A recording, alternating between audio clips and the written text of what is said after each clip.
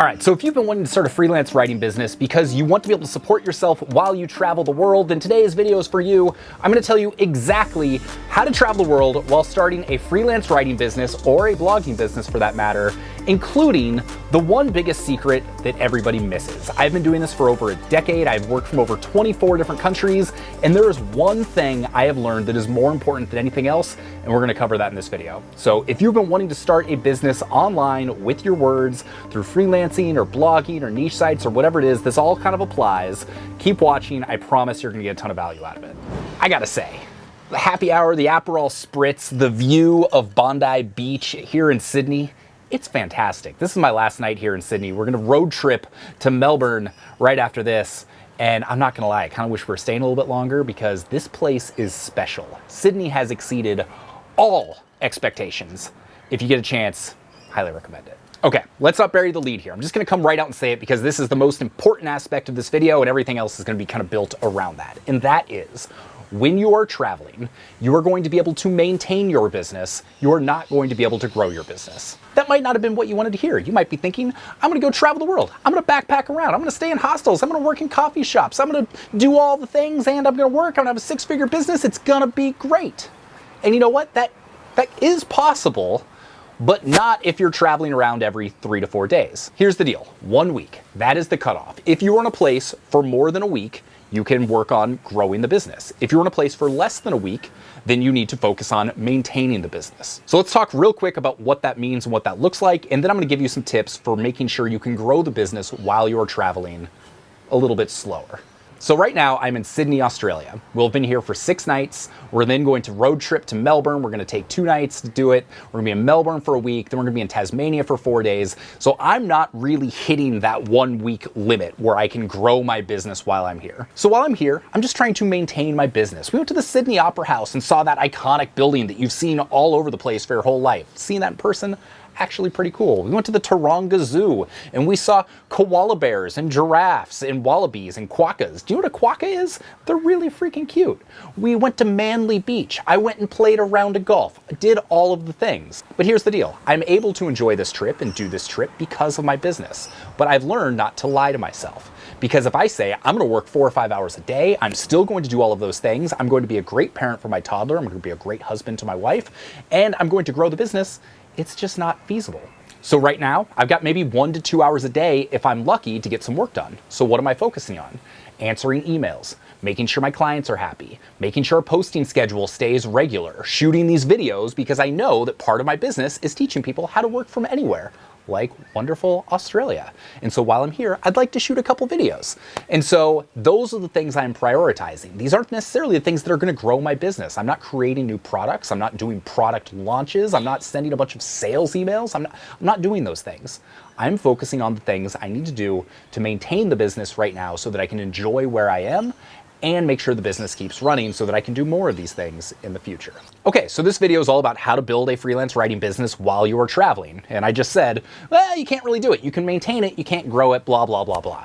But here's the deal. If you are willing to travel a little bit slower, if you're willing to spend more than a week in one place, then you absolutely can build your freelance writing business. And a lot of this also comes down to who you're with. If you're traveling with your wife and your 2-year-old, it's gonna be more difficult. If you're traveling with your friends and all they wanna do is party, gonna be a little bit more difficult. But if you're traveling by yourself, or if you're traveling with other people that are also trying to build online businesses, then this is going to work out really well for you. Okay, so how do you make this work? Assuming you're gonna be traveling a little bit slower, you're gonna be in one place for a week or more, what do you need to do? Take the first day to figure out your game plan. Figure out exactly where you're going to work, make a schedule so you know exactly what times of the day you are going to work for each day, and then figure out exactly what you need to be working on. What is the absolute most important thing you need to work on? Do you already have a bunch of clients so you just need to grind that out and write your articles and get that out the door? Great, then find a quiet place where you can sit down and write. If you're in the early stages of your freelance writing career and you're still trying to get clients, then figure out when you're going to set aside your time to send your LOIs, your pitch emails, build up your list of leads, go to freelance job boards and potentially apply for jobs there. If you're early on, that is going to be the most important thing you can do, and that's absolutely something you can focus on from anywhere in the world. That's the great thing about freelance writing. But you just can't lie to yourself. And here's what I mean by not lying to yourself. If you're traveling, then obviously you want to experience new places. You want to experience the place that you're in. So don't say, I'm gonna wake up at 6 and I'm gonna work until noon every day and then I'm gonna spend the rest of the day doing what I want. Then I'm gonna go out with my friends and we're gonna do it all over again. The chances are that's not realistic. So figure out realistic times that you can work and realistic times when you can go out and explore and do the things. So for instance, when I was living in Thailand, I found that like 8 to 9 to like 1 to 2 was a good window. So if I stayed out late, I could still sleep in a little bit. Generally, we weren't doing like full day trips and activities and everything. And if I did, I planned that into the schedule. But I knew that usually from like 9 to 1, that was a pretty good time where I can go get stuff done. And then the rest of the day, don't have to worry about it. I'm gonna go do whatever I want. Next thing, make sure you have some measure of accountability, because if you don't have accountability, then it's easy to just keep putting everything off. So if you have clients, make sure you set clear deadlines and know that you have to hit those deadlines, because then you will. If you're a blogger, then have a strict posting schedule where you have to post on a certain day because your audience expects it and demands it and you expect it of yourself. If you have that accountability, you're going to be much more likely to follow through with things and say, you know what, I don't need that last beer, or you know what, I'm gonna stay in tonight, or you know what, I'm not gonna take that trip because I have work to do. It's all about finding the balance if you're actually going to make this work successfully, and you have to be honest with yourself if you want to do that. Okay, pause, spritz break, 1 second. You know, this is what it's all about right here. You want to be digital nomad, freelance writing business, niche site blogger, whatever. The whole reason I'm able to do this is because I started writing on the internet. That's pretty ridiculous when you think about it. And I started doing that in 2009. It's now early 2023. Like 14 years. And for 14 years, I've been able to continue doing this. So that's a great reason to start your online business right now. Go to locationrebel.com/hi, get our free 6-day course, our freelance writer's guide that's gonna get you started. It's gonna teach you everything you need to know to get going. I would just do it. If you've been thinking about starting a business, just go do it. You're not gonna regret it. There's a reason that 14 years later, I'm still doing this. It's because the things I teach, they actually work. And if you apply it, there's a good chance they're gonna work for you. So take that for what it's worth. Now let's get back to the rest of the video, right after, wait. Okay, back to the rest of the video. Finally, you just want to make sure you set expectations and set boundaries. So the whole reason we're in Australia right now is because my wife, every 5 years, she gets a sabbatical from work. She can take 6 weeks off. So 5 years ago, we did a full round the world trip where we met up with some friends. We hiked through the Italian Dolomites. We went to a panda reserve in China. We started in New York City. It was a whole thing. But what I found was about a week and a half in, the people I was traveling with, I realized they were on vacation. They wanted to go do fun things. I was the only one that had to work, so they were doing everything they could to say, hey, ignore that. When are you going to be back in XYZ? There's one specific thing I remember. We were driving from Koblenz, Germany to Sexton, Italy. It was like an 8 to 10 hour drive. And we got there and we were excited. It was a long day. We were going to go out and get some pizza. And I got an email about 2 hours before we got there from a freelance writing client that I was working on. And he said, we need to hop on the phone immediately. I said, okay, we'll hop on the phone as soon as we get here. We had a nice dinner planned. We had reservations.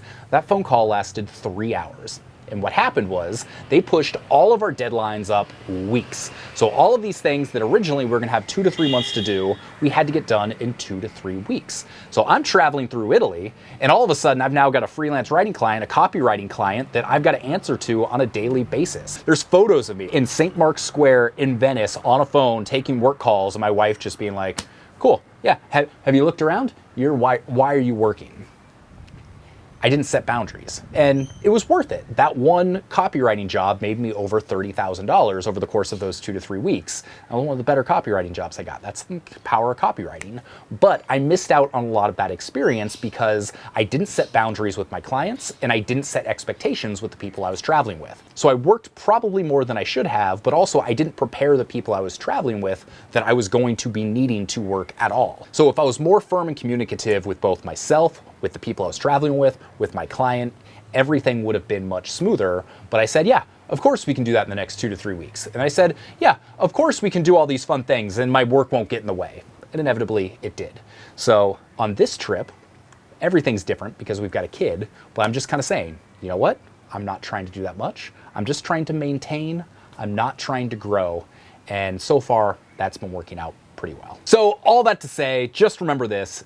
If it's less than a week, you can maintain your business, you cannot grow your business. And if you try and do it, then you're either gonna be shortchanging your business or you're gonna be shortchanging your experiences, and that's not good for anybody. So that's like one of the greatest lessons I have learned over the 14 years I have been a digital nomad or online entrepreneur or writer or blogger, whatever the hell you want to call me. So with that, it's my last night here in Sydney. It looks like we might get a little bit of a shower or something here. We got to go pack up, get ready for our road trip to Melbourne. I'm sure I'll be shooting some videos along the way, but I hope you have an excellent day. Thank you so much for watching. Location Rebel started by doing things like this, by traveling, by being all over the place. And so it feels so good to be back doing it. And I'm not gonna, I mean, a 15-hour flight with a 2-year-old, that was kind of rough. Everything's a little bit different, but I'm so thankful that I put in the time early on to build this type of business, because it's absolutely opened up a world of opportunities, and that's what I've devoted my life to helping other people do through Location Rebel Academy. So if you want to build this type of business where you can work from anywhere, travel, make money with your words, whatever it is, like I said, go to locationrebel.com/hi, hop on our email list. We're gonna give you our free 6-day course. And with that, if you like this, maybe thumbs up, subscribe button, notification bell, do all the things, and we'll see you on the next video. We'll see you from someplace that's not Sydney. Have a great day. Peace.